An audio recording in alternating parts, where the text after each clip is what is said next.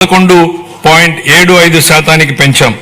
25-26లో ఎదురైన అనేక భౌగోళిక ఆర్థిక అనిశ్చితులను సృష్టించిన ప్రతికూల ప్రభావాల వల్ల ప్రపంచ ఆర్థిక వ్యవస్థ ఆటుపోట్లను ఎదుర్కొంది. కానీ భారత్ మాత్రం స్థిరంగా నిలబడింది. జమ్మూ కాశ్మీర్లో అమాయకులైన పర్యాటకుల్ని పొట్టన పెట్టుకున్న ఉగ్రవాద మూకలకు ఆపరేషన్ సింధూర్ పేరుతో భారత ప్రభుత్వం గట్టి జవాబునిచ్చింది. ఉగ్రవాదం, భౌగోళిక రాజకీయ అనిశ్చితులు, సుంకాల యుద్ధంతో తలెత్తిన ఉద్రిక్తతలకు భారత్ చలించదని ప్రధాని నరేంద్ర మోడీ నాయకత్వం ప్రపంచానికి బలమైన సందేశం ఇచ్చింది. భారతదేశానికి ఆయన నాయకత్వం భారత్ను శక్తివంతంగా తీర్చిదిద్దింది, ఆత్మవిశ్వాసంతో తలెత్తుకునేలా చేసింది.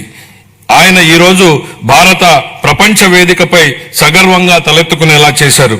కాబట్టే భారత్ కి బులంద్ పెహచాన్ హై మోడీ అని యావత్ జాతి మొత్తం మోడీ నాయకత్వాన్ని అండగా నిలబడింది. భారత్ ఎట్టి పరిస్థితుల్లోనూ ప్రజల ప్రయోజనాల విషయంలో రాజీ పడబోదని ప్రపంచానికి అర్థమైంది.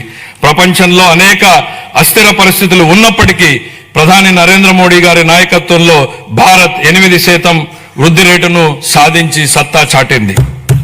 భారతదేశంతో పాటు ఆంధ్రప్రదేశ్ కూడా ప్రపంచ వేదికపై వెలుగు లీనుతోంది.